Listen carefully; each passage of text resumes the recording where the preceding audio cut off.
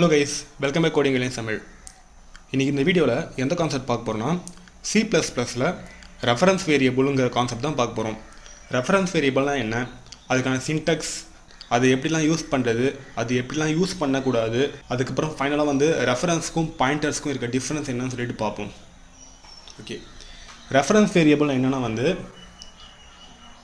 It is an alternative name for the existing variable. அப்படின்னா என்னென்னா வந்து எக்ஸாம்பிளுக்கு இன்ட்டு a = 10 சொல்லிட்டு ஒரு வேல்யூ கொடுத்துட்றேன். இதே வந்து நான் ரெஃபரன்ஸ் வேரியபிள், அதாவது ஆல்டர்னேட்டிவ் நேமாக இந்த ஏக்கு கொடுக்கணும்னு நினச்சேன்னா எப்படி வந்து கொடுக்கலான்னா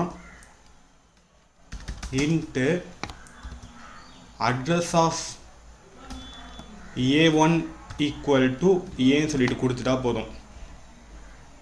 கொடுத்துட்டு ஃபைனலாக வந்து செமிகோலன் வச்சுடுங்க. இது போல் கொடுத்துட்டா இது எப்படி வந்து ஒர்க் ஆகும்னு சொல்லிட்டு நோட்ஸில் காட்டுறேன், உங்களுக்கு புரியும். சைட்லேயே வந்து டிஸ்பிளே பண்ணி காட்டுறேன். நீங்கள் a = 10 சொல்லி கொடுத்துட்டிங்கன்னா, இன்ட்டு a = 10 சொல்லி கொடுத்துட்டிங்கன்னா இதுக்குன்னு சொல்லிட்டு ஒரு மெமரி பைட் வந்து அதாவது அட்ரஸ் க்ரியேட் ஆகிட்டு அதோட வேல்யூ 10 சொல்லிட்டு இருக்கும். நீங்கள் நெக்ஸ்ட் லைனில் என்ன பண்ணுறீங்க, into address of a1 = a சொல்லி கொடுக்கும்போது இது எது போல் வந்து க்ரியேட் ஆகுனா a1ங்கிறதும் இதை தான் வந்து பாயிண்ட் பண்ணிட்டுருக்கோம். அதாவது ஏங்கிறது இதுதான் பாயிண்ட் பண்ணுறோம், அட்ரஸ் ஆஃப் ஏங்கிறது இதுதான் பாயிண்ட் பண்ணிட்டுருக்கோம். இது போல் நீங்கள் தரும் பொழுது a1ங்கிறதும் 10 வேல்யூ தான் வச்சுட்டு இருக்கும், அட்ரஸ் ஆஃப் a1ங்கிறதும் 1000ங்கிற அட்ரஸை வந்து பாயிண்ட் பண்ணிட்டுருக்க மாதிரி தான் மீனிங் வரும். ஓகேங்களா? அதாவது ஆல்ரெடி இருக்கிற நேமுக்கு நீங்கள் வந்து ஆல்டர்னேட்டிவ் நேம் வந்து க்ரியேட் பண்ணியிருக்கீங்க. இதுதான் வந்து இங்கே மீனிங். ஸோ நீங்கள் இங்கே ஏவை பிரிண்ட் பண்ணாலும் 10 தான் பிரிண்ட் பண்ணணும், a1 பிரிண்ட் பண்ணாலும் இங்கே 10 தான் பிரிண்ட் பண்ணணும். அதே போல் அட்ரஸை பிரிண்ட் பண்ண ட்ரை பண்ணணும், 1000 தான் வந்து பிரிண்ட் பண்ணும். இந்த 1000ங்கிறது ஒரு எக்ஸாம்பிளுக்காக எடுத்திருக்கேன், அது வந்து கம்பைலராக எடுத்துக்கிறது தான். இப்போ நீங்கள் பார்த்தீங்க நோட்ஸில் ஏவும் a1ம் வந்து இப்போது வேல்யூ வந்து 10 வந்து ஹோல்ட் பண்ணியிருக்கோம். இப்போது வந்து இது ஒரு எக்ஸாம்பிளாக எழுதி காட்டுறேன் பாருங்கள்.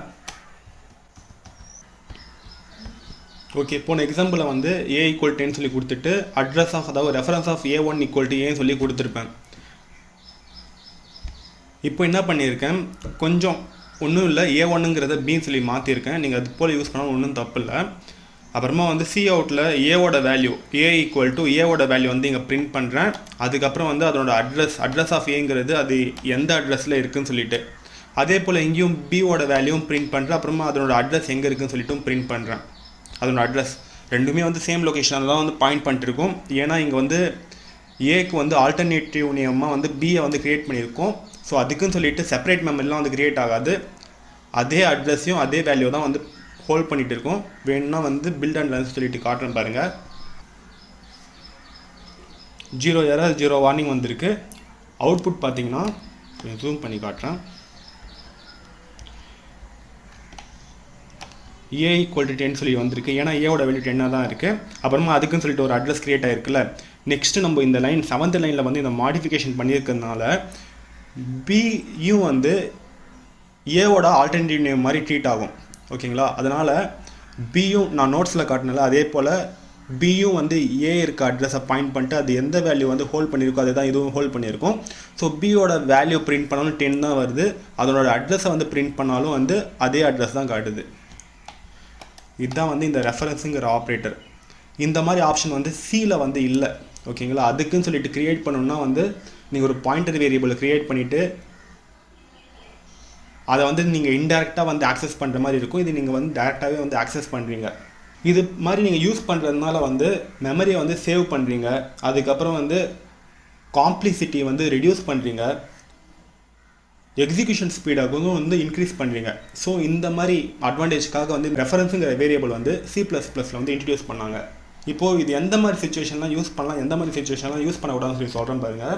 If the existing variable is a constant type, அதாவது இப்போது இன்ட்டு ஏன்னு சொல்லிட்டு இருக்குல்ல, இதுவே வந்து நான் கான்ஸ்டண்ட்டாக க்ரியேட் பண்ணியிருந்தால்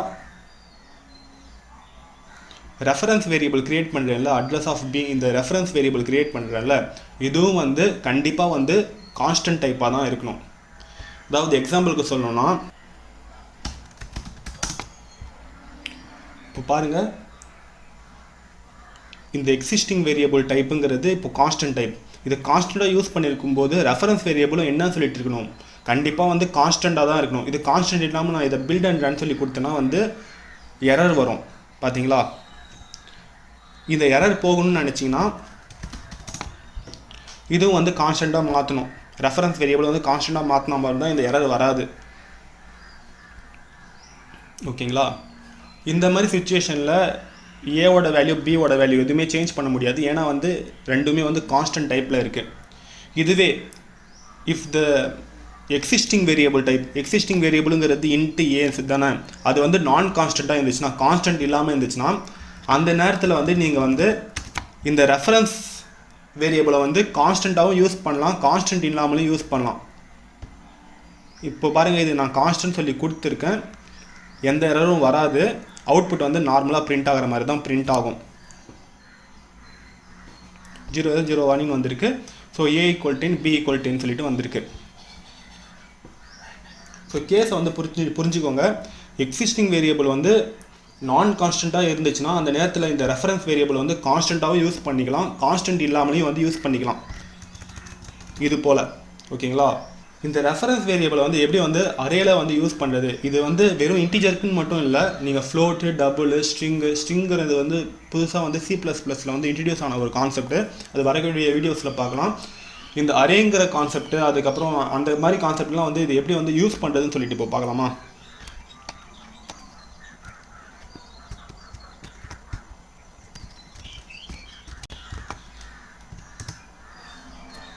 இது மாதிரி ஒரு அரே A(i)க்கு சொல்லிட்டு அரே க்ரியேட் பண்ணியிருக்கேன். அப்புறமா வந்து இதுக்கு வந்து நான் இப்போ ரெஃபரன்ஸ் வேரியபிள் வந்து க்ரியேட் பண்ண போகிறேன். அது எப்படி வந்து க்ரியேட் பண்ணுறதுன்னா, இதே டேட்டா டைப் அட்ரஸ் ஆஃப், இதுதானே நார்மலாக வந்து ரெஃபரன்ஸ் வேரியபிளுக்கு வந்து யூஸ் பண்ணுறது. இப்போது இதுக்கு வந்து நான் ரெஃபரன்ஸ் வேரியபிள் வந்து ARR சொல்லி க்ரியேட் பண்ணிட்டீங்கன்னா இதோட விடாமல் பக்கத்தில் வந்து சைஸும் நீங்கள் மென்ஷன் பண்ணணும். இது போல் கொடுத்துட்டு அது வந்து இந்த ARRங்கிறது எதுக்கு வந்து நீங்கள் ரெஃபரன்ஸ் வேரியபிளாக வந்து க்ரியேட் பண்ணி போகிறீங்க, இந்த ஏக்கு தானே. ஸோ ஏ சொல்லி கொடுத்துட்டு செமிகோலன் கொடுத்துட்டிங்கன்னா ஏவோட ஆல்டர்னேட்டிவ் நேமாக இப்போ ARRங்கிறது ட்ரீட் ஆகும். இப்போ ஏல வந்து இது மாதிரி கொடுத்துட்டிங்கன்னா ஏல இருக்க வேல்யூஸ் எல்லாம் ARR மூலியமாக கூட வந்து நீங்கள் வந்து இப்போ ஆக்சஸ் பண்ணலாம். இப்போ நான் for int I = 0 I <5 I++ கொடுத்துட்டு ஏவை பிரிண்ட் பண்ணால் A(0)ல் 1 சொல்லிட்டு இருக்கும், A(1)ல் 2 சொல்லிட்டு இருக்கும், அப்புறமா 3 4 5 சொல்லிட்டு பிரிண்ட் ஆகும். பட் நான் இப்போது ARR மூலியமாக வந்து பிரிண்ட் பண்ணுறேன். இதே வேல்யூ வந்து இந்த ARR மூலியமாக ஆக்சஸ் பண்ணலாம்னு சொன்னேன்ல, ஸோ அது போல் பிரிண்ட் பண்ணுறேன். cout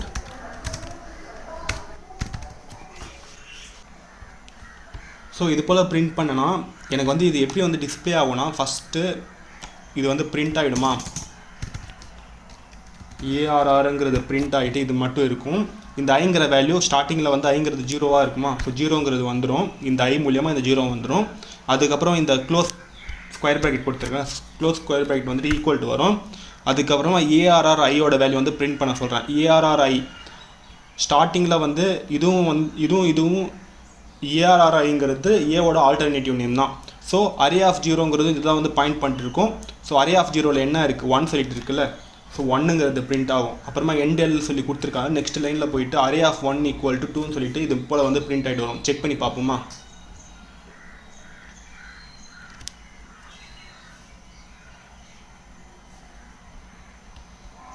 ஜீரோ வாணி வந்திருக்கு.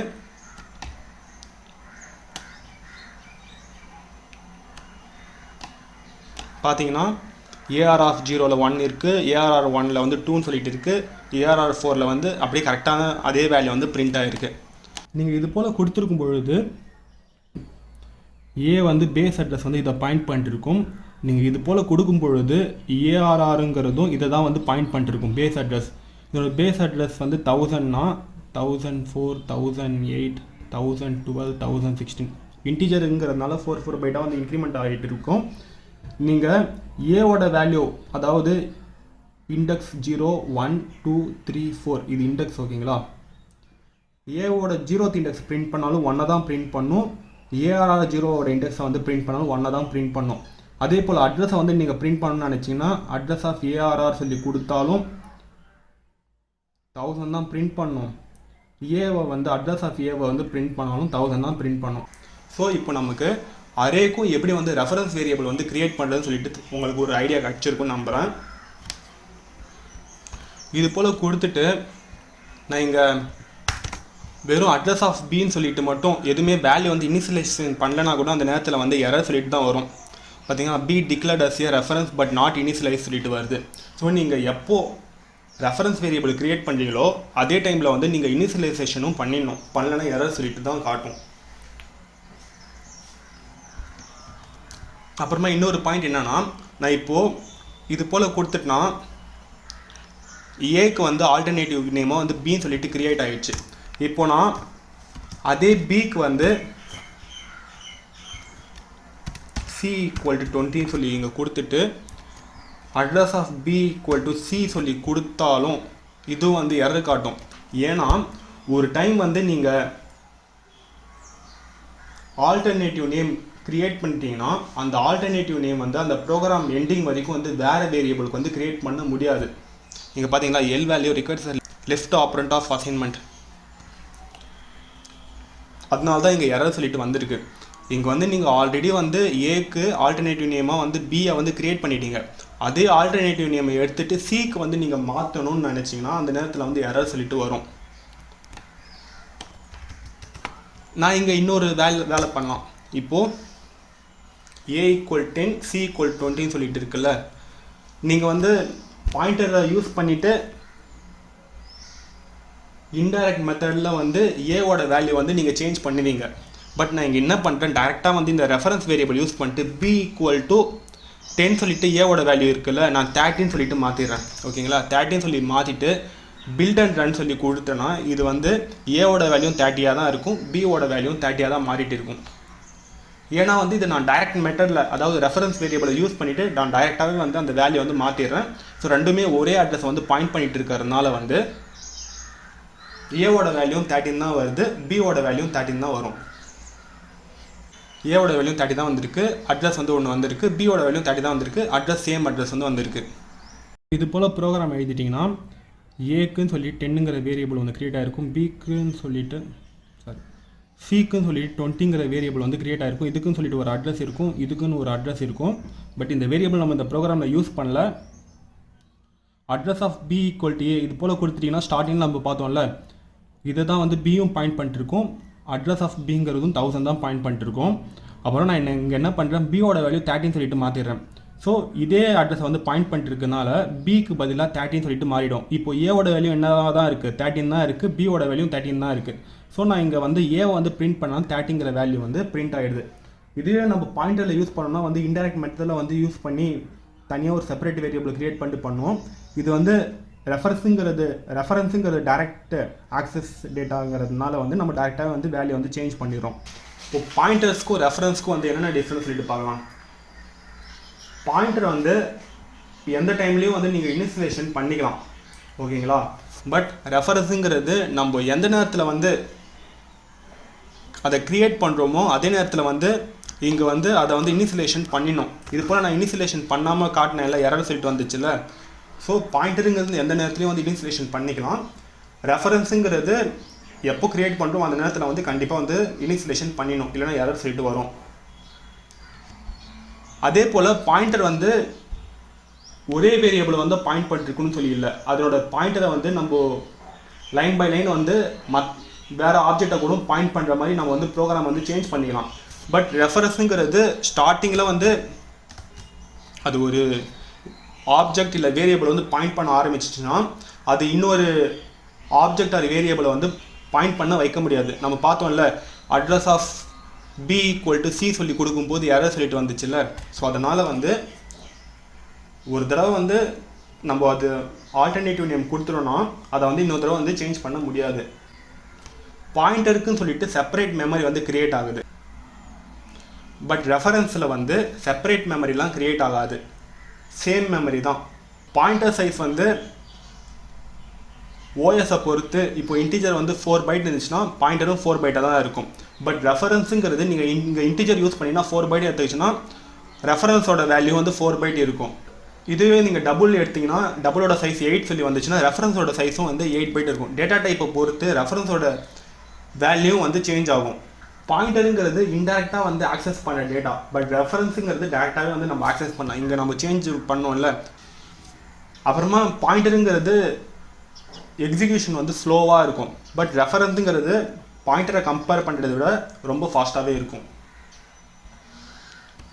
ஸோ இதுதான் வந்து இந்த வீடியோவில் வந்து கவர் பண்ணணும்னு நினச்சேன். இந்த வீடியோ உங்களுக்கு புரிஞ்சிருக்குன்னு நம்புகிறேன். இது போல் மேலும் பல வீடியோஸ்க்கு நம்ம சேனல் கோடிங் இன்ஸ்டாகிராம் வந்து சப்ஸ்கிரைப் பண்ணுங்கள், உங்கள் ஃப்ரெண்ட்ஸ்க்கும் ஷேர் பண்ணுங்கள். தேங்க்யூ.